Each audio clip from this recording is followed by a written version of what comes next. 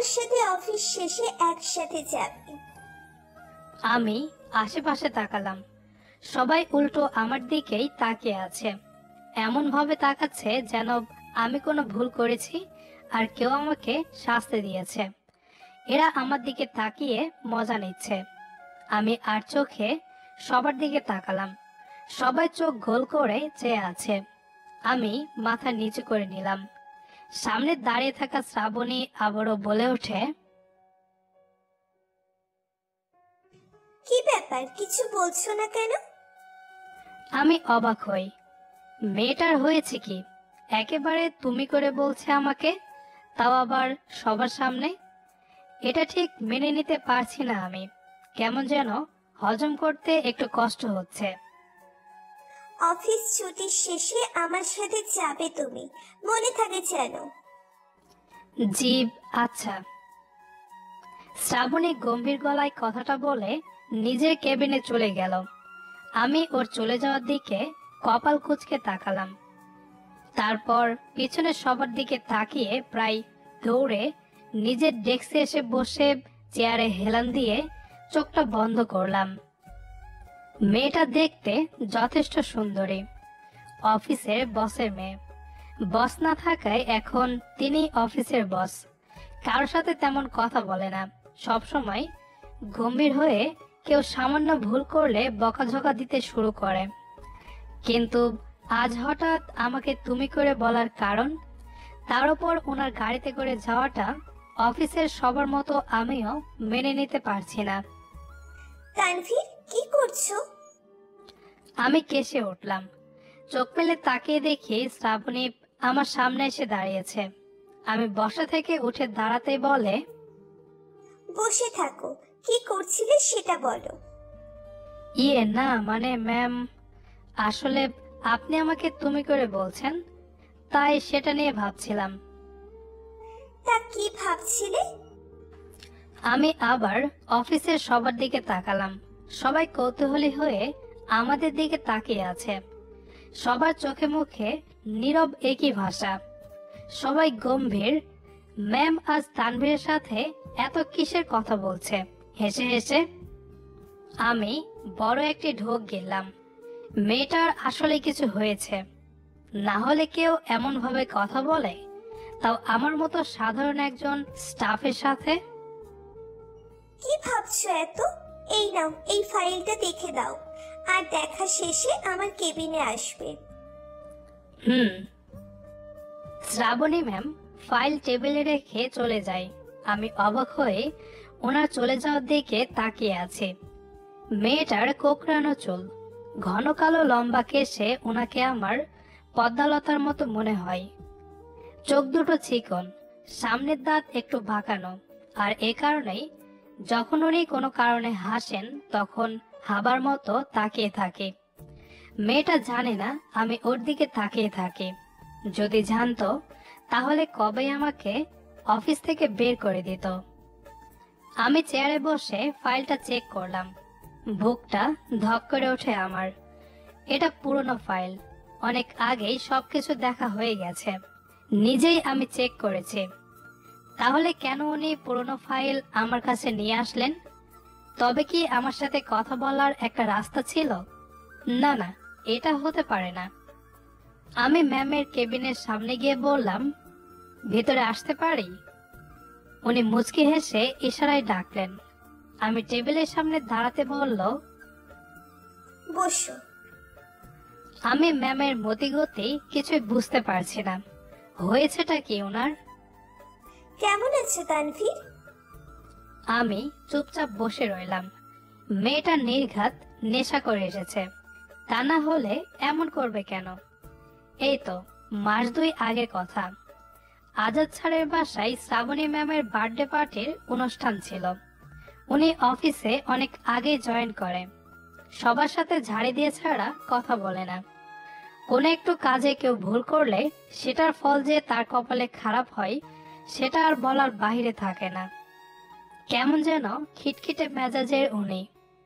আমার কয়েকদিন জ্বর থাকায় 2 দিন অফিসে আসতে পারেনি। যেদিন অফিসে আসি সেদিন এসে দেখি আমার কেবিনে এক গাদা ফাইল পড়ে আছে। আমি একটু চিৎকার দিয়ে কেরানি ভাইকে বলি, এত ফাইল কেন এখানে? আমি এত ফাইল দেখতে পারবো না, তুমি নিয়ে যাও। কে রাখছে এখানে? আমার কথা শুনে ম্যাম তাড়াতাড়ি আমার ডেস্কের সামনে আসে, আমার দিকে রাগে দৃষ্টিতে তাকিয়ে বলে, আমি রেখেছি। কেন, কোনো সমস্যা আপনার? আর ছুটি দেওয়া হয়েছিল একদিনের, আপনি 2 দিন পর এসেছেন। শাস্তির স্বরূপ আপনার অনেক কাজ একাই করতে হবে, আন্ডারস্ট্যান্ড? জ্বর তখনও কাটেনি। এমন কথা শুনে মেজাজটা গেল বিগড়ে। ওনার খুব কাছে যেয়ে চোখে চোখ রেখে বললাম, দেখুন, আমি আপনার সব অনুমতি পালন করতে পারবো না। নিজেকে কি ভাবেন? মহারানী? আর আমরা আপনার চাকর? যখন যা খুশি কাজ চাপিয়ে দেবেন। সবসময় দেখেছি আপনার মেজাজ গরম থাকে। যেদিন হয়েছিলেন সেদিন কি আপনার গালে গরম পানি দেওয়া হয়েছিল? এমন কেন আপনি? সবার সাথে একটু ভালোভাবে কথা বলতে পারেন না? দেখতে সুন্দরী, কিন্তু ভাব দেখে মনে হয় বয়স্ক বুড়ি। প্রথম যেদিন আপনাকে দেখেছিলাম সেদিন আমি ক্রাশ খেয়েছি। ভেবেছিলাম আপনি যেমন দেখতে হবেন তেমনি আপনার কথা বলাটাও সুন্দর হবে। সব সময় আপনাকে লুকিয়ে দেখি আমি। ভালো লাগে আপনার রাগ, আপনার হাসি। ওই হাসছেন কবে ঠিক মনেও তো পড়ে না। আপনি বস হিসেবে একটা বোরিং। আচ্ছা, মনে করেন আপনাকে আমি বিয়ে করলাম, বিয়ের পরের দিনও কি আপনি আমার সাথে এভাবে ঝাড়ি দিয়ে কথা বলবেন? শুনুন, আপনাকে কে বিয়ে করবে? এরকম মেজাজে ঝগড়াটে মেয়ে সবাই ভয় পায়, বুঝছেন? নিজেকে ঠিক করুন, একটু ভালোবেসে মিষ্টি করে কথা বলুন। সবাই আপনাকে পিছনে ভয় পায়, কথা বলতে চায় না। আপনাকে অনেক কিছুই বলে। আশা করি মেজাজটা নরম করে কথা বলবেন, আন্ডারস্ট্যান্ড? আর জানি আমার এখন চাকরি থাকবে না, তাই এই যে ধরেন আপনার ফাইল আর অফিস ল্যাপটপ। কথাগুলো বলে ওনার দিকে তাকিয়েছিলাম। আমার দিকে চোখ বড় বড় করে চেয়ে আছে। আমি অফিসের সবার দিকে তাকালাম। সবাই হা হয়ে এলিয়েন দৃষ্টিতে তাকিয়ে আছে। আমি আর দাঁড়াইনি, সবকিছু রেখে অফিস থেকে বের হয়ে আসি। এরপর কয়েকদিন আবার জ্বরে পড়ে বিছানায় মায়ের সেবা খেয়ে যেদিন সুস্থ হই, সেদিন দেখি অফিসের পিয়ন আমাদের বাড়িতে এসে বসে আছে। স্যার, ম্যাম আপনার উপর রেগে আছে। অফিসে কেন যাচ্ছেন না? কালকে যেতে বলেছে। একদিন আপনার শরীর খারাপ বলে আসেনি। উনি চলে যায়। আমি তখনও অবাক হই। এমন কিছু পর্যায়ে উনি আমাকে অফিসে যেতে বলবেন সেটা একদমই ভাবনার বাইরে ছিল। এরপর অফিসে আসি, কিন্তু ম্যামের সাথে কখনো কথা হয় না আমার। তিনিও আমার সাথে কথা বলতো না। এরপর একদিন ওনার বার্থডে পার্টিতে ইনভাইট পাই। সবাই মজা করছে, আমি কেবল বসে বসে শ্রাবণীর দিকে তাকিয়ে আছি। মেয়েটাকে ওই দিন আরো বেশি সুন্দর লাগে। অফিস স্যুট প্যান্ট ছাড়া মেয়েটাকে এভাবে শাড়ি পরা দেখব কখনো ভাবিনি। একদম বাচ্চা বাচ্চা মনে হচ্ছিল। হাসি হাসি মুখ যেন মনের কোথায় যেন দামামা বাজিয়ে চলছিল। সবার সাথে কত কথা বলছে। জানি না নিজের কি হলো আমার। নিজেকে পুরোপুরি কন্ট্রোলহীন করে ফেলেছি। বসা থেকে উঠে দাঁড়াই। হঠাৎ করেই কারেন্ট চলে যায়। আমি দৌড়ে ওর পাশে গিয়ে দাঁড়ালাম। সবাই আলো আসার অপেক্ষাতে হইচই ফেলে দিয়েছে। জানি না কি হলো। ওর পাশে গিয়ে ওর গাল ধরে ঠোঁটে চুমু খেলাম। আর কপাল খারাপ হলে যা হয়, ঠিক সে সময়ে কারেন্ট চলে আসে। ভাগ্যিস কেউ দেখেনি। তবে শ্রাবণী আমার দিকে গোল গোল চোখ করে তাকিয়ে আছে। আমি আর দাঁড়াইনি, সোজা পার্টি থেকে পালিয়ে আসি। পেছনে তাকানোর কোনো সাহস হয়নি আমার। তার ঠিক সপ্তাহখানেক পর নিচ থেকে অফিসে আসি। সবকিছু স্বাভাবিকই চলছিল। আমি আর চোখে তাকালে দেখতাম শ্রাবণী ম্যাম আমার দিকে তাকিয়ে আছে। ভয়ে আমি আর তাকাতাম না। মজার ব্যাপার হলো উনি আমার কাছে কোনো কাজের ফাইল বা কাজের কথা বলেনি। আমি খালি আসতাম আর নিজের ডেস্কে বসে থাকতাম, সুযোগ পেলে শ্রাবণের দিকে তাকিয়ে থাকতাম। তবে আমার থেকে উনি বেশি আমার দিকে তাকিয়ে থাকতো। এভাবে বেশ কিছুদিন যাওয়ার পর আজকে হুট করে সবার সামনে এসে আমাকে বলে, আমার সাথে অফিস শেষে একসাথে যাবে। ওই চুপ কেন? কি ভাবছো? কেমন আছো সেটা জানতে চেয়েছি। আমি চমকে উঠি। আবার একটু ঝাড়ির বর্ষণ আমার কানে প্রবহমান হয়ে গেল, কিন্তু কেন জানি না মনে হচ্ছে এটা ঝাড়ি নয়, অন্য কিছুর আহ্বান। আমি বসা থেকে উঠে দাঁড়ালাম, মিনমিনে গলায় বললাম, ইয়ে মানে ম্যাম, সরি। সরি কিসের জন্য? সেদিন ঘটনাগুলোর জন্য সরি। আপনি না চাইলে আমি অফিসে আসব না, তবুও প্লিজ এভাবে মিষ্টি করে বলবেন না। ভয় করছে, মনে হচ্ছে ঝড় আসার আগে চারদিক নীরবতা বহন করছে। ম্যাম হাসলো। ভেবেছিলাম হয়তো ঝাড়ি দেবে, কিন্তু না। আমি আর সেখানে থাকলাম না, পালিয়ে নিজের ডেস্কে এসে বসলাম।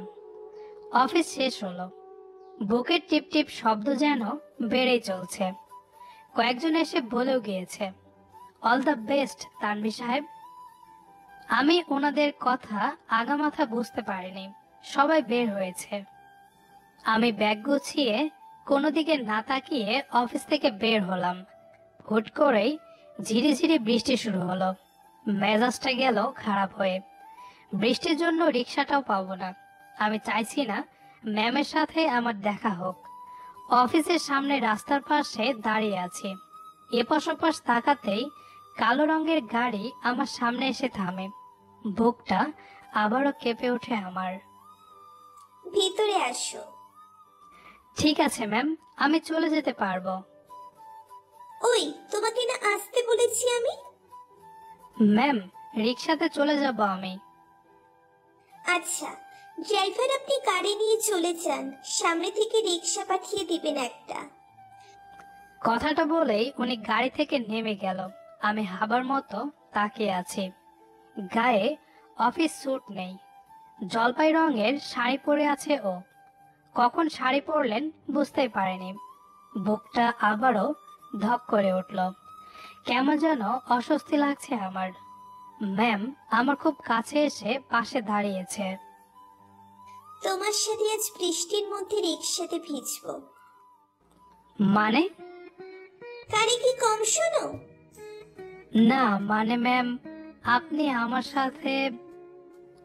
রিক্সা এসে সামনে দাঁড়িয়েছে। উনি আগে উঠলেন। আমি উপায় না পেয়ে উঠে গেলাম। যথেষ্ট দূরত্ব রেখে বসার চেষ্টা করছি, কিন্তু রিক্সাতে কি আর দূরত্ব রাখা যায়? শ্রাবণী আরো কাছে এসে বসলো। আমি কিছু বলতে যাব, তখন উনি বললেন, তানভীর, আমার মা নেই, আমার বাবাই সব। ছোট থেকে মায়ের আদর পাইনি। বাবা থাকতো অফিসের কাছে ব্যস্ত। বুঝিয়ে আদর করে কেউ আমাকে কখনো কিছু বলেনি। নিজের মতো করে চলেছি, যেটা ইচ্ছে হয়েছে করেছি। একা থাকি সব সময়, তাই হয়তো এই থাকার কারণে আমার মেজাজটা এরকম হয়ে গেছে। আমাকে কেউ কখনো কোনোদিন শাসনও করেনি। যেদিন তুমি আমাকে বকা দিয়েছিলে, প্রথমে অনেকটাই শকড হয়েছিলাম, কিন্তু পরে কেন জানি না বেশ মজাই লাগছিল। এরপর তুমি যখন বললে আমি দেখতে সুন্দর কিন্তু মেজাজ এমন গরম, আমার দিকে তাকিয়ে থাকো, আমি তোমার ক্রাশ। সেদিন কেন জানি না তোমার কথাই ভেবেছি পুরো অফিস সময়। জানো, সেদিন আমি কারোর সাথে কোনো কথা বলিনি। তোমার চিন্তা মাথা থেকেই বের করতে পারছিলাম না আমি। এরপর তুমি আসা বন্ধ করে দিয়েছিলে। তুমি আসলে অনেক দিন পর। তোমাকে আমি রোজ লুকিয়েই দেখতাম, কিন্তু তুমি আমার দিকে তাকাতেই না। তোমাকে পার্টিতে ইনভাইট করা হলো, তুমি আসলে। সবার সাথে হেসে হেসে কথা বলেছি, যেন তুমি আমার দিকে তাকিয়ে থাকতে পারো। কিন্তু তুমি তাকাচ্ছিলেই না। আর তখনই তোমার কি হলো? এত সাহস কোথা থেকে পেয়েছিলে? সরাসরি ঠোঁটে চুমু দিয়ে বসলে। ফাজিল ছেলে। ভাগ্যিস কারেন্ট আসা যাওয়ার কারণে কেউ ব্যাপারটা খেয়াল করেনি। ধীরে ধীরে তোমার প্রতি টান বেড়ে যেতে থাকে আমার। এক সময় তোমাকে ভালোবেসে ফেলি। চেয়েছিলাম তোমাকে বকা দিতে, কিন্তু পারিনি। আমি কিন্তু এখন চেঞ্জ হয়ে গিয়েছি। সবার সাথে ঝাড়ি দিয়ে কথা বলি না। দেখো, আমি কোনো লেখক নই। তোমাকে ভালোবাসি এটা গুছিয়ে বলতে পারবো না। আমার ভালোবাসা যদি আমি নিজেই না বলি তো কে বলবে? আন্ডারস্ট্যান্ড? কি বলবো ঠিক বুঝে উঠতে পারছি না। বৃষ্টির ফোঁটা হুট করে জোরে পড়তে লাগলো। শ্রাবণী রিকশার হুড তুলে দিয়ে ঢেকে নিল। আমি রাস্তার আশেপাশে তাকালাম, তেমন কেউ নেই। সবাই বৃষ্টি থেকে বাঁচতে মাথা গোজার স্থানে দাঁড়িয়ে আছে। শ্রাবণের দিকে তাকালাম, সে সামনের দিকে মলিন মুখে চেয়ে আছে, হয়তো আমি কিছু বলছি না বলে। আমি ওর বাম হাতটা ধরলাম, সে কেঁপে উঠেছে। আমি একটু হাসি দিয়ে বললাম, রিকশা মামা থামো এখানে। কেন? নামো তো আগে। সে রিকশা থেকে নামে, তখনও ওর হাত ধরে আছি আমি। রিকশা চলে গেল। আমি শ্রাবণের হাত ধরে আইসক্রিমের দোকানের সামনে নিয়ে আসলাম। মামা, একটা বড় কোন আইসক্রিম দেন তো। আইসক্রিম নিয়ে ওর হাত ধরে হাঁটা শুরু করলাম। বৃষ্টির গতিবেগ বেড়েই চলেছে। শ্রাবণী কোনো কথা বলছে না। আমি ওর দিকে তাকালাম, সে আমার দিকে অবাক চোখে তাকিয়ে আছে। কিছু দূর হাঁটার পর থেমে গেলাম। কি হলো? তোমার সাথে হাঁটতে বেশ লাগছে। কিছু বললাম না। ল্যাম্পপোস্টের আলোর নিচে দাঁড়িয়ে মেন রাস্তার একদম মাঝখানে ওর সামনে হাঁটু মুড়ে বসলাম। হাতে থাকা কোন আইসক্রিমটা সামনে বাড়িয়ে বললাম, ভালোবাসা হয় মনের অনুভূতি দিয়ে। ভালোবাসা হলো একটা মায়া, একটা টানের সংমিশ্রণ। তোমাকে নিয়ে কবিতা রচনা করতে পারবো না আমি, তবে তোমাকে নিয়ে আমি কবিতায় ভালোবাসার রংধনু ছড়াতে পারবো। তোমাকে আমি চাঁদ এনে দিতে পারবো না কখনো, তবে তোমার জন্য তোমার হাতে হাত রেখে, তোমার কোলে মাথা রেখে চাঁদের আলোয় জ্যোৎস্না বিলাস করতে পারবো। তোমার জন্য নিঃস্ব হব, ভস্ম হব ভালোবাসার নীড়ে। তোমার কাছে কিছুই চাওয়ার নেই, কেবল রাগ অভিমান ঝাড়ি আদর ভালোবাসা দিয়ে পাশে থেকো। তোমাকে বলছি না ভালোবেসে আমার জন্য সবকিছু করো, বলছি একটু ভালোবেসে পাশে থেকে বলবে, আমি আছি তো তোমার সাথে। কথা দিচ্ছি তোমাকে ছেড়ে কখনো যাব না। ভালোবাসি শ্রাবণী। ও কোনো কথা বলল না, তবে ওর চোখে মুখে বিস্ময়কর আর কান্নার প্রত্যাবর্তন আমি ঠিকই টের পেয়েছি। হয়তো সে ভাবছে আইসক্রিম দিয়ে কেউ প্রপোজ করে নাকি, কিন্তু সে কিছুই বলছে না। আমি বসা থেকে উঠে দাঁড়ালাম। সে আমাকে জড়িয়ে ধরলো। কেমন একটা অকল্পনীয় অনুভূতি আর কম্পন যেন আমার শরীরকে কাঁপিয়ে দিচ্ছে। ঝুম বৃষ্টিতে প্রেয়সী আজ আমার বুকে। আমাদের আজকের গল্পটি আপনার কাছে কেমন লেগেছে সেটি অবশ্যই কমেন্ট করে জানাবেন। গল্পটি যদি ভালো লেগে থাকে তাহলে অবশ্যই আপনাদের বন্ধুদের সাথে শেয়ার করবেন। দেখা হবে আবার নতুন কোনো গল্প নিয়ে। সেই পর্যন্ত আমাদের সাথে থাকুন। ধন্যবাদ সবাইকে।